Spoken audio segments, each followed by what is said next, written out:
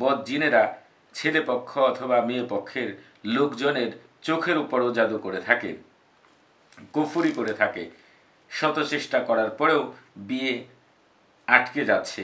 আপনারা একটু লক্ষ্য করলে দেখতে পাবেন রূপে গুণে বংশমর্যাদা লেখাপড়া পরিপূর্ণ অনেক ছেলে মেয়ে আছে যাদের বিয়ের বয়স পার হয়ে যাচ্ছে, কিন্তু তাদের বিয়ে হচ্ছে না। এগুলো শুধু মাত্র জাদু কুফরি এবং জিন চালানের কারণেই হয়ে থাকে। তবে বেশিরভাগ ক্ষেত্রে দেখা যায় সঠিক নিয়মে আমল করার কারণে বিয়ে বেশি দিন বন্ধ থাকতে পারে না, একটা সময় বিয়ে হয়ে যায়। কিন্তু কিছু ক্ষেত্রে ব্যতিক্রমও দেখা যায়, অনেক চেষ্টা করেও বিয়ে হয় না। যে সকল ভাই ও বোনদের বিয়ের বয়স পার হয়ে যাচ্ছে, বিয়ে ভেঙে যাচ্ছে, তাদের এই আমলটি খুবই ফলদায়ক। একবার সঠিকভাবে করে দেখবেন, আল্লাহ রাব্বুল আলামিন আপনাদের কামিয়াব করবেন ইনশাআল্লাহ। এই আমলটির মধ্যে আল্লাহ তাআলা এমন একটি বিশেষ শক্তি লুকায় রেখেছেন, যে বিশেষ শক্তির গুণে আপনার বিয়ে হবে ইনশাআল্লাহ, এবং যে বিশেষ শক্তির দায়িত্ব হয়ে যাবে আপনার উপর সকল প্রকার জাদু কুফরি জিনের জাদু কেটে দিয়ে আপনাকে সুপাত্রের সাথে বিয়ে দেওয়া। এই আমলটি করার পর থেকে আপনার উপর কোনো প্রকার জাদু কুফরি জিন কাজ করতে পারবে না ইনশাআল্লাহ। কিভাবে আপনারা আমলটি করবেন আমি আপনাদের দেখিয়ে দিচ্ছি। আপনারা যে নকশাটি দেখতে পাচ্ছেন, এই নকশাটি আপনারা একটু শুরু থেকে শেষ পর্যন্ত একটু ভালো করে লক্ষ্য করুন।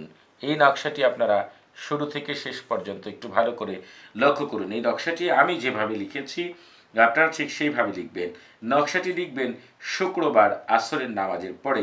নকশাটি লিখার আগে 41 বার সূরা ইখলাস পড়ে নেবেন, আগে পরে 3 বার দুরূদ ইব্রাহিম পড়ে নেবেন। এরপর বিসমিল্লাহ বলে কলম ডান হাতে নিয়ে এই নকশাটি লিখবেন। নকশাটি লিখবেন পাক পবিত্র হয়ে অজু করে যায় নামাজে বসে শরীরে আতর মেখে কেবলামুখী হয়ে বসে নকশাটি লিখবেন। নকশাটি লিখার সময় মুখে মিষ্টি জাতীয় জিনিস রেখে নেবেন। নকশাটি লিখবেন নির্জন স্থানে বসে। নকশা লেখার সময় কারোর সাথে কথাবার্তা বলা যাবে না। আপনারা যারা মেয়েরা এই আমলটি করবেন, তারা নকশার নিচে প্রথম এই ফালার শব্দটি লিখবেন আপনার নাম, দ্বিতীয় এই ফালার শব্দটি লিখবেন আপনার মায়ের নাম। আর আপনারা যারা ছেলেরা এই আমলটি করবেন, নকশার নিচের এই ফালার শব্দটি লিখবেন আপনার নাম, এখানে বিনতের পরিবর্তে বিন লিখবেন, এবং এই ফালার শব্দটি লিখবেন আপনার বাবার নাম।